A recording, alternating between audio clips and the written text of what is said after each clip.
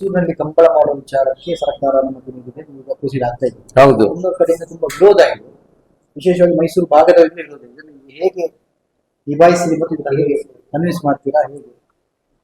ನೋಡಿ, ಯಾಕೆ ಕಂಬಳಕ್ಕೆ ಮೈಸೂರಿನಲ್ಲಿ ವಿರೋಧ ಮಾಡ್ತಾರೆ ಅಂತ ನನಗೆ ಗೊತ್ತಿಲ್ಲ. ಇದನ್ನು ನಾನು ಅವರ ಹತ್ರ ಹೇಳುವಂಥದ್ದು, ಕಂಬಳವನ್ನು ರಾಜಕೀಯವನ್ನಾಗಿ ತೆಕ್ಕೊಳ್ಬೇಡಿ. ಈ ಸಲ ಕಂಬಳ ದಸರಾ ಉತ್ಸವದ ಜೊತೆಗೆ ಸೇರಿದ್ರೆ ಅದಕ್ಕೆ ಒಂದು ವಿಶೇಷ ಮೆರುಗಾಗುವಂತ ಕೆಲಸಗಳು ಆಗ್ತದೆ. ಇಲ್ಲದೆ ಕಂಬಳವನ್ನು ವಿರೋಧಿಸುವಂತ ಪ್ರಶ್ನೆಯೇ ಇಲ್ಲ ಅಂತ ನಾನು ಹೇಳುದು. ಮತ್ತೆ ಕೆಲವರಿಗೆ ಅದರಲ್ಲಿ ಅವರಿಗೆ ಅದರ ಬಗ್ಗೆ ಅಷ್ಟು ವಿಚಾರಗಳು ಗೊತ್ತಿಲ್ಲ. ಕಂಬಳದ ಬಗ್ಗೆ ಮೊನ್ನೆ ಒಬ್ರು ಹೇಳ್ತಾ ಇದ್ರು, ಅವರು ಎಮ್ಮೆಗಳನ್ನು ತೆಕೊಂಡು ಓಡಿಸ್ತಾರೆ ಅಂತ. ನಮ್ಮ ಹತ್ರ ಕೆಲವು ಎಮ್ಮೆಗಳನ್ನು ತೆಕೊಂಡು ನೀವು ಓಡಿಸ್ತಾ ಇದ್ದೀರಾ ಅಂತ ಒಬ್ರು ಕೇಳ್ತಾರೆ. ಇನ್ನೊಬ್ರು ಹೇಳ್ತಾರೆ, ನೀವು ಬೇರೆ ಬೇರೆ ಕಡೆಯಿಂದ ಕೋಣಗಳನ್ನು ತಂದು ಅಲ್ಲಿ ಓಡಿಸ್ತೀರಿ, ಮತ್ತೆ ಕೋಣಗಳನ್ನು ನೀವು ಮೈಸೂರಿನಲ್ಲಿ ಬಿಟ್ಟು ಹೋಗ್ತೀರಿ. ಆ ಕೋಣಗಳನ್ನು ನೋಡ್ಕೊಳ್ಳುದು ಯಾರು? ಅದು ನಗರದಲ್ಲೆಲ್ಲ ಹಾಳು ಮಾಡ್ತದೆ. ಕೋಣಗಳನ್ನಲ್ಲಿ ಬಿಟ್ಟು ಹೋದ್ರೆ ಅಷ್ಟು ಕೋಣಗಳನ್ನು ಏನ್ ಮಾಡುದು ಅಂತ ಕೇಳ್ತಾರೆ. ವಿಶೇಷ ಪ್ರಶ್ನೆಗಳು. ಇನ್ನೊಬ್ರು ಹೇಳ್ತಾರೆ, ನೀವು ಕರೆ ಮಾಡ್ತೀರಿ, ಅಷ್ಟು ದೊಡ್ಡ ಗುಂಡಿ ಕರೆ ಎಲ್ಲ ಮಾಡಿದ್ರೆ ಅದೆಲ್ಲ ಡೇಂಜರಸ್. ಕರೆ ಅಷ್ಟು ಗುಂಡಿ ಎಲ್ಲ ಮಾಡಿ ಎಲ್ಲ ಕರೆ ಮಾಡಿದ್ರೆ ಕರೆ ಹೋಗಿ ಕೆರೆ ಆಗಿದೆ. ಈ ಕೆರೆ ಮಾಡಿದ್ರೆ ಏನ್ ಮಾಡ್ತೀರಿ ಅಂತ ಕೇಳ್ತಾರೆ. ಇಲ್ಲಂದಿದ್ರೆ ನಾನು ಅವರಿಗೆ ಪ್ರಶ್ನೆ ಮಾಡುವಂಥದ್ದು, ಕಂಬಳದಿಂದ ಏನು ತೊಂದರೆ?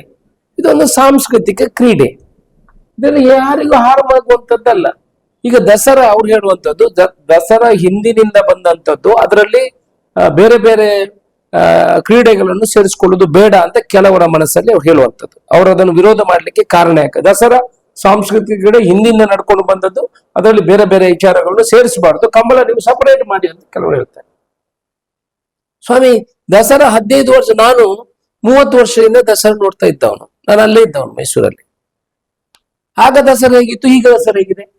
ಯುವ ದಸರಾ ಆರಂಭ ಆಗಿದೆ, ಲೇಸರ್ ಶೋಗಳು ಆರಂಭ ಆಗಿದೆ, ಏರ್ ಶೋಗಳು ಆರಂಭ ಆಗಿದೆ. ಏರ್ ಶೋಗೂ ದಸರಾಕ್ಕೆ ಏನು ಸಂಬಂಧ ಇದೆ? ಸಂಬಂಧ ಇದೆಯಾ? ಕಂಬಳಕ್ಕೆ ಅದೊಂದು ಸಂಬಂಧ ಇದೆ.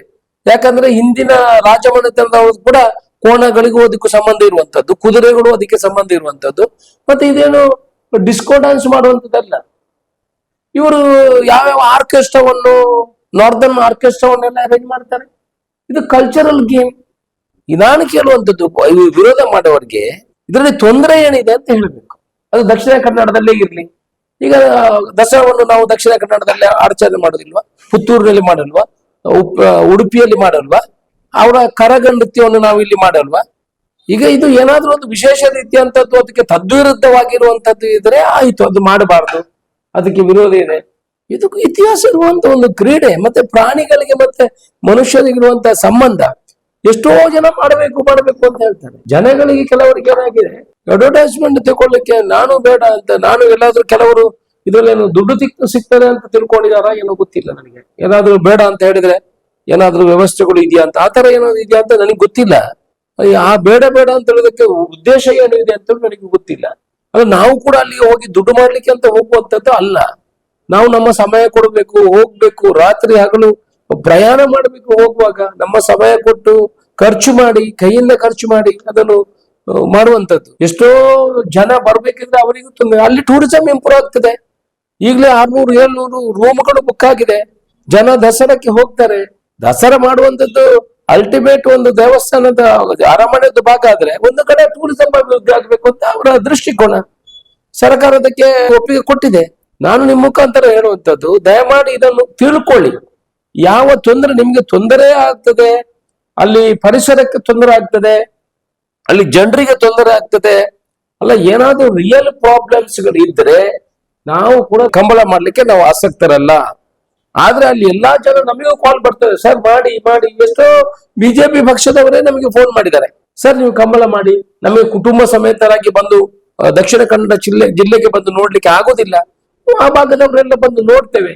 ಈಗ ನಾವು ಬ್ಯಾಂಗ್ಳೂರಲ್ಲಿ ಕಂಬಳ ಮಾಡಿದೀವಿ, ಸುಮಾರು 10-25 ಲಕ್ಷ ಜನ ಬಂದು ನೋಡುವಂತ ವೀಕ್ಷಣೆ ಮಾಡಿದ್ರು. ಖುಷಿ ಆಗ್ಲಿಲ್ಲ. ಇವುಗಳು ಕೇಳ್ತಾರೆ, ಕಂಬಳ ಮಾಡಿ ಸರ್ ನಾವು ನೋಡ್ತೀವಿ ಅಂತ. ಅವರಿಗೂ ಕೂಡ ಇದರ ಒಂದು ಸೊಬಗನ್ನು ತೋರಿಸುವಂತ ಕೆಲಸವನ್ನು ಮಾಡ್ತೇನೆ. ನೀವು ದಯಮಾಡಿ ವಿರೋಧ ಮಾಡಬೇಡಿ. ನಮ್ಮ ಹತ್ರ ತಪ್ಪಿದ್ರೆ ಹೇಳಿ, ನಾವು ತಪ್ಪು ಮಾಡಿದ್ರೆ ಹೇಳಿ. ಅಲ್ಲ, ಸಾಂಸ್ಕೃತಿಕ ಆಚರಣೆಗೆ ತೊಂದರೆ ಆಗಿ ಅದು ತದ್ವಿರುದ್ಧ ಹೋಗುವಂತ ಕ್ರೀಡೆಗಳಿದ್ರೆ ನಾವು ಒಪ್ತೇವೆ. ಇದು ಸಂಸ್ಕೃತಿ ಜೊತೆಗೆ ಹೋಗುವಂತ ಒಂದು ವಿಶೇಷವಾದ ಕ್ರೀಡೆ ಕಂಬಳ ದಸರಕ್ಕೂ ಮೆರುಗು ತರ್ತದೆ, ಕಂಬಳವನ್ನು ದೇಶವ್ಯಾಪ್ತಿ ತೋರಿಸಿದಂತಾಗ್ತದೆ, ಮತ್ತೆ ಇಡೀ ಇಡೀ ಬೇರೆ ಬೇರೆ ವಿಶ್ವದಿಂದ ಈ ದಸರಕ್ಕೆ ಬರ್ತಾರೆ. ಅವರಿಗೂ ಕೂಡ ಇದನ್ನು ತೋರಿಸುವಂತ ಪ್ರಯತ್ನವನ್ನು ಮಾಡ್ತೇವೆ ಹೊರತು ನಾವೇನು ಚಾಲೆಂಜ್ ಆಗಿ ಮಾಡಬೇಕು, ನಿಮ್ಮ ವಿರೋಧವಾಗಿ ಮಾಡಬೇಕು, ಅಲ್ಲಿ ಆಚಾರ ವಿಚಾರಗಳನ್ನು ಕೆಡಬೇಕು, ಇದು ಏನಲ್ಲ. ನೀವು ಇಷ್ಟೊಳಗೆ ಸೇರಿಸ್ಕೊಂಡು ಬಂದಿದ್ರೆ ನಾವನ್ನೊಂದು ಸೇರಿಸ್ಕೊಡಿ ಅಂತ ಅಷ್ಟೇ ಕೇಳ್ತೀವಿ ಅಷ್ಟೇ. ಮಾಲಿಕ ಯಜಮಾನತ್ವ ಮತ್ತು ಕರಾವಳಿ ಭಾಗದ ಯಜಮಾನಿಕೆಯ ಮನಸ್ಥಿತಿಗಳ ಮಧ್ಯೆ ನಮ್ಗೆ ತಿಕ್ಕಟ ಇದೆಯಾ? ಅಂದ್ರೆ ನಮ್ಗೆ ಇಲ್ಲಿ ಬಂದ್ರೆ ನಮ್ಗೆ ತೊಂದರೆ ಅಂತ ಆ ತರದಲ್ಲಿ ಮನಸ್ಥಿತಿ ಇರ್ಬೋದು. ಈಗಿನ ಒಂದು ವ್ಯವಸ್ಥೆಯಲ್ಲಿ ಹೋದ್ರೆ ಇವ್ರು ನಮಗೆ ನಾಳೆ ನಮ್ಗೆ ಕಾಂಪಿಟೇಷನ್ ಕೊಡ್ತಾರೆ ಮಂಗಳೂರು ಕಡೆ ಆ ತರ ಏನಾದ್ರು ಇರ್ಬೋದಾ ಅಂತ. ಇಲ್ಲ, ಆ ತರ ಇದ್ದವರು ನಾವೆಲ್ಲ ಒಂದೇ ರಾಜ್ಯದಲ್ಲಿರುವವರು, ಅಣ್ಣ ತಮ್ಮಂದಿರಂತೆ ಬಾಳುವವರು, ಎಲ್ರಿಗೂ ಅಧಿಕಾರ ಇರುವಂತದ್ದು. ಆ ತರ ಮನೋಭಾವನೆ ಮೈಸೂರಿನವರ ಹತ್ರ ಯಾರು ಇಲ್ಲ. ನಾನು 20 ವರ್ಷ ಮೈಸೂರಿನಲ್ಲಿದ್ದವರು, ಮೈಸೂರಿನವರು ಒಳ್ಳೆಯವರಿದ್ದಾರೆ. ಆ ತರ ಅವರ ಮನಸ್ಥಿತಿಗಳು. ಇದು ರಾಜಕೀಯವಾಗಿ ಕೆಲವು ಇದನ್ನು ಕೆಣಕುವ ಪ್ರಶ್ನೆ ಮಾಡ್ತಾರೆ ಹೊರತು ಜನರಲ್ ಪಬ್ಲಿಕ್ ಅವರು ಇದಕ್ಕೆ ವಿರೋಧ ಅಂತ ಏನಿಲ್ಲ. ಕೆಲವು ರಾಜಕೀಯವಾಗಿ ಮಾತಾಡ್ತಾರೆ, ಕೆಲವು ಇದನ್ನು ಮಾತಾಡಿ ಏನಾದ್ರೂ ಸ್ವಲ್ಪ ಶೈನಿಂಗ್ ಆಗ್ಲಿಕ್ಕೆ ಅಂತ ನೋಡ್ತಾರೆ ಹೊರತು ಇಲ್ಲದಿದ್ರೆ ಜನಗಳ ವಿರೋಧ ಅಂತ ಇಲ್ಲ. ಹಾಗೆ ನಾವು ಬ್ಯಾಂಗ್ಳೂರಲ್ಲಿ ಕಂಬಳ ಮಾಡುವಾಗ್ಲೂ ಅದೇ ರೀತಿ ಇತ್ತು. ನೀರಿಲ್ಲ, ಏನ್ ಮಾಡ್ತಾರೆ ಇವ್ರು, ಮಂಗ್ಳೂರ್ನವ್ರು ಬಂದು ಏನ್ ಇಲ್ಲಿ ಮಾಡ್ತಾರೆ ಅಂತೆಲ್ಲ ಇದಿತ್ತು. ಮತ್ತೆ ಅವರೆಲ್ಲ ನಮ್ಮ ಹತ್ರ ಈಗ ಬ್ಯಾಂಗ್ಳೂರಲ್ಲಿ ಕಂಬಳ ಆಗ್ಲಿಕ್ಕೆ ನಮ್ದಂತೆಲ್ಲ ಎಲ್ಲ ಬ್ಯಾಂಗ್ಳೂರ್ನವರು ಸೇರಿ, ಸಂಘಟನೆಗಳು ಸೇರಿ, ಕನ್ನಡ ಸಂಘಗಳು ಇರ್ಬೋದು, ಲೋಕಲ್ ಬಾರ್ಕಿ ಸಂಘಗಳು, ಅವರೆಲ್ಲ ನಮ್ಮ ಹತ್ರ ಸೇರಿಕೊಂಡು ಅವರ ಕುಟುಂಬಸ್ಥರನ್ನು ಎಲ್ಲ ಕರೆದುಕೊಂಡು ಬಂದು ನೋಡುವಂತ ಕೆಲಸಕ್ಕೆ ನಮ್ಮ ಜೊತೆ ಸೇರ್ಕೊಂಡಿದ್ದಾರೆ. ಇಲ್ಲಿಯೂ ಕೂಡ ಎಲ್ಲಾ ಸಂಘಟನೆಗಳು ನಮಗೆ ಫೋನ್ ಮಾಡಿದ್ದಾರೆ, ನಾವು ನಿಮ್ಮ ಜೊತೆ ಇದ್ದೇವೆ, ಬರ್ತೀವಿ, ಬನ್ನಿ, ನಾವು ಸಹಕಾರ ಕೊಡ್ತೇವೆ ಅನ್ನೋ. ಈಗ ಅಲ್ಲಿ ಕಂಬಳಕ್ಕೆ ಫಿಕ್ಸ್ ಮಾಡೋ ಜಾಗ ಅದು ಮೈಸೂರು ಅರಮನೆ ಸಂಬಂಧ ಇಲ್ಲ, ಯಾವ ಸಂಬಂಧಗಳು ಇಲ್ಲ. ಇದು ಅರಮನೆಗೆ ಸಂಬಂಧಪಟ್ಟದ್ದಲ್ಲ. ದಸರಾ ನಡೆಸುವುದೇ ಸರ್ಕಾರ, ದಸರಾ ನಡೆಸುವಂತದ್ದು ಸರ್ಕಾರ. ಅದೇ ಹಿಂದಿನ ಪದ್ಧತಿ ಪ್ರಕಾರ ಅರಮನೆಯ ಆಚಾರ ವಿಚಾರಗಳನ್ನು ಪಾಲಿಸುವಂತ ಕೆಲಸ ಮಾಡ್ತಾರೆ ಹೊರತು ಬಾಕಿ ದಸರಾ ನಡೆಸುವಂತ ಪೂರ್ತಿ ಸರ್ಕಾರ ಕಂಬಳದ ಒಟ್ಟು ಮೈಸೂರು ದಸರಾ ಕಂಬಳದ ಒಟ್ಟು ವೆಚ್ಚದಲ್ಲಿ ಸರ್ಕಾರ ಎಷ್ಟು ಭರಿಸಿದೆ? ಎಲ್ಲ ಸರ್ಕಾರನೇ ಭರಿಸುವಂತದ್ದು. ಸೊ 40 ನೋಡಿ, ದಸರಾಕ್ಕೆ ಅಷ್ಟು ಖರ್ಚು ಇರುವುದು 40-45 ಕೋಟಿ ಇರುವಂತದ್ದು. ಪ್ರತಿ ವರ್ಷನೂ ಅಷ್ಟು ದುಡ್ಡನ್ನು ಸರ್ಕಾರ ಕೊಡ್ತದೆ. ಮತ್ತೆ ಸಾರ್ವಜನಿಕ ವಲಯದಿಂದ ಕೂಡ ಅದಕ್ಕೆ ಏನು ಪ್ರಮೋಷನ್ಗೆ ಮತ್ತೆ ಇದೆಲ್ಲ ತಗೊಳ್ತಾರೆ, ಅಡ್ವರ್ಟೈಸ್ಮೆಂಟ್ ಎಲ್ಲ ತಗೊಳ್ತಾರೆ. ಇದೊಂದು ಸರ್ಕಾರಕ್ಕೆ ದೊಡ್ಡ ಖರ್ಚು ಏನಲ್ಲ. ಬರಗಾಲ ಅದೆಲ್ಲ ಸುಮ್ಮನೆ ನಾವು ಎಷ್ಟೋ ದುಂದು ವೆಚ್ಚಗಳು ಆಗ್ತದೆ. ಅದನ್ನ ಮುಖ್ಯಮಂತ್ರಿಗಳಿಗೆ ಒಂದು ಕನಸಿದೆ, ಇಡೀ ವಿಶ್ವವ್ಯಾಪ್ತಿಯಲ್ಲಿ, ವಿಶ್ವ ಮಟ್ಟದಲ್ಲಿ ಇದು ನಡೆಯುವಂತ ಒಂದು ದಸರಾ, ಇದನ್ನು ಒಳ್ಳೆಯ ರೀತಿಯಲ್ಲಿ ಮಾಡಬೇಕು. ಇನ್ನೊಮ್ಮೆ ಸಲ ಮಾಡ್ಲಿಕ್ಕೆ ಆಗ್ತದೆ, ಇದು ಮಾಡುವಂತದ್ದಲ್ಲ. ಹಾಗೆ ಮೊನ್ನೆ ಹೈ ಪವರ್ ಕಮಿಟಿಯಲ್ಲೂ ಕೂಡ ಹಾಗೆ ಒಳ್ಳೆ ರೀತಿಯಲ್ಲಿ ಮಾಡಬೇಕು ಅನ್ನೋ ವಿಚಾರವನ್ನು ಆ ಭಾಗದ ಉಸ್ತುವಾರಿ ಮಂತ್ರಿಗಳು ಕೂಡ ಅದನ್ನೇ ಉಲ್ಲೇಖ ಮಾಡಿದ್ರು. ದಸರಾದಲ್ಲಿ ನಾವು ಇದು ಮಾಡುವಂತದ್ದೆಲ್ಲ ಒಳ್ಳೆ ರೀತಿಯಲ್ಲಿ ಮಾಡಬೇಕು, ಎಷ್ಟೋ ಜನ ಬರ್ತಾರೆ, ಇನ್ನಷ್ಟು ಅರೇಂಜ್ಮೆಂಟ್ಗಳು ಒಳ್ಳೆ ರೀತಿಯಲ್ಲಿ ಆಗ್ಬೇಕು. ಇದರಲ್ಲಿ ನಾವು ಕೂಡ ಹೋಗಿ ಒಂದು ಕಂಬಳವನ್ನು ಮಾಡುವಂತ ಅವಕಾಶ ಸಿಕ್ಕಿದ್ರೆ ಅದನ್ನು ಮಾಡುವಂತದ್ದು, ಮುಖ್ಯಮಂತ್ರಿಗಳು ಹೇಳಿದ್ದಕ್ಕೆ ಅದನ್ನು ಮಾಡುವಂತ ಕೆಲಸವನ್ನು ಮಾಡ್ತೀವಿ. ಕಂಬಳ ನಡೀಲೇಬೇಕಲ್ಲ, ಕರೆ ಮುಹೂರ್ತ ಈಗ ಮಾಡ್ತೀವಿ. ಕೆರೆ ಕೆಲಸ ಈಗಲೇ ಆರಂಭ ಆಗಿದೆ, ಕ್ಲೀನಿಂಗ್ ಎಲ್ಲ ಆಗುವಂತದ್ದಾಗಿದೆ. ಕರೆಯ ಕೆಲಸಗಳು ಈಗಲೇ ಆರಂಭ ಆಗಿದೆ. ಚಾಮುಂಡೇಶ್ವರಿ ದೇವಿಯ ಆಶೀರ್ವಾದ ಪಡೆದು, ಅನುಗ್ರಹವನ್ನು ಪಡೆದು, ಆ ಪ್ರಸಾದವನ್ನು ಇಲ್ಲಿ ನಮ್ಮ ಧರ್ಮಸ್ಥಳ ಮಂಜುನಾಥ ದೇವರದು, ಸುಬ್ರಹ್ಮಣ್ಯ ದೇವರದು, ಹಾಗೆ ಚಾಮುಂಡೇಶ್ವರಿ ದೇವಿಯ ಪ್ರಸಾದವನ್ನು ಹಾಕುವ ಮುಖಾಂತರ ಕಂಬಳದ ಕರೆ ಮುಹೂರ್ತವನ್ನು ಮಾಡ್ತೇವೆ. ಆನಂತರ ಫುಲ್ ಪ್ಲಜ್ ಸುಮಾರು 20 ತಾರೀಕಿನ ನಂತರ ಫುಲ್ ಪ್ಲಜ್ ಕರೆ ನಿರ್ಮಾಣ ಆಗ್ತದೆ. ಆ ಸಮಯದಲ್ಲಿ ಕೂಡ ಸಾರ್ವಜನಿಕರಿಗೆ ಬಂದು ಅದನ್ನು ವೀಕ್ಷಣೆ ಮಾಡಿಸುವಂತ ಕೆಲಸವನ್ನು ಮಾಡ್ತೇವೆ. ಅಲ್ಲಿ ಪರ್ಮನೆಂಟ್ ಶೆಡ್ ಅನ್ನು ಹಾಕುವಂತ ಕೆಲಸ, ಸಾರ್ವಜನಿಕರು ಬಂದು ನೋಡುವಂತ ಕೆಲಸ, 1-2 ಸಲ ಟ್ರಯಲ್ ಓಡಿಸುವಂಥದ್ದು, ಜನಗಳಿಗೆ ಬಂದು ಆವಾಗಲೂ ಕೂಡ ಟ್ರಯಲ್ ಅನ್ನು ನೋಡುವಂತ ಕೆಲಸಗಳನ್ನೆಲ್ಲ ಮಾಡ್ತೇವೆ. ಸಾರ್ವಜನಿಕರಿಗೆ ಟ್ರಾಫಿಕ್ ಯಾವುದೇ ತೊಂದರೆ ಆಗದ ರೀತಿಯಲ್ಲಿ ರಿಂಗ್ ರೋಡ್ ಅಲ್ಲಿ ಏನು ಯುವ ದಸರಾ ನಡೀತದೆ ಅದರ ಪಕ್ಕ ಇಟ್ಟಿದ್ದೀವಿ. ಪಾರ್ಕಿಂಗ್ ಆಗಲಿ ಸುಮಾರು 10-15 ಎಕರೆ ಜಾಗ ನಿಗದಿ ಮಾಡಿದ್ದೀವಿ. ಕಂಬಳ ನಡೆಸುವಲ್ಲಿಗೆ 20 ಎಕರೆ ಜಾಗವನ್ನು ನಿಗದಿ ಮಾಡಿಸ್ತೀವಿ. ಸ್ಟಾಲ್ಗಳನ್ನೆಲ್ಲ ಅರೇಂಜ್ಮೆಂಟ್ ಮಾಡುವಂತಹ ಕೆಲಸಗಳನ್ನು ಮಾಡಿದ್ದೀವಿ. ಸುಮಾರು 3 ವೇದಿಕೆಗಳಿಗೆ ಪ್ಲಾನ್ ಮಾಡಿದ್ದೀವಿ.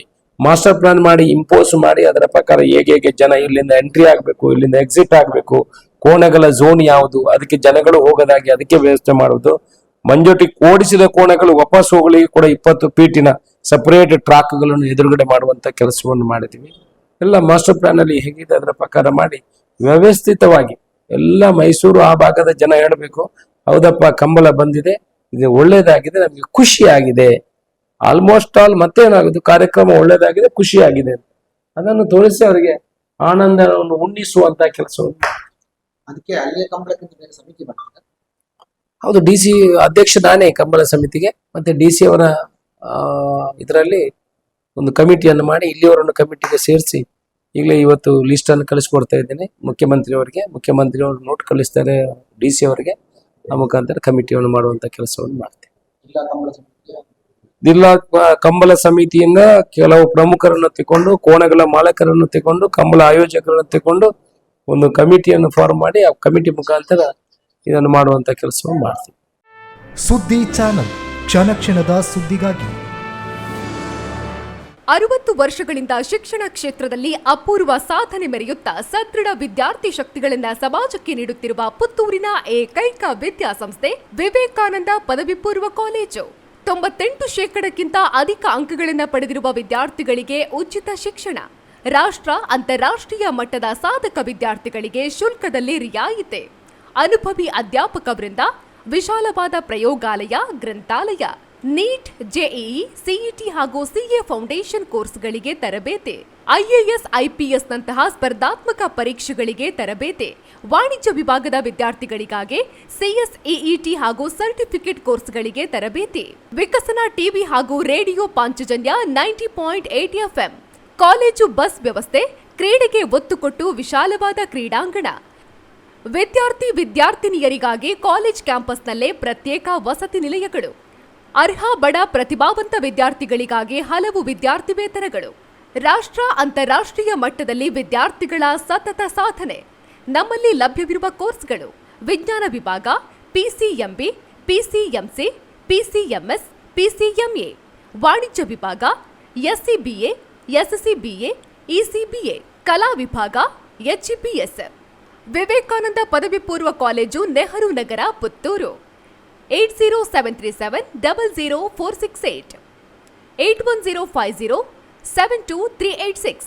Website www.vivekanandapuc.com.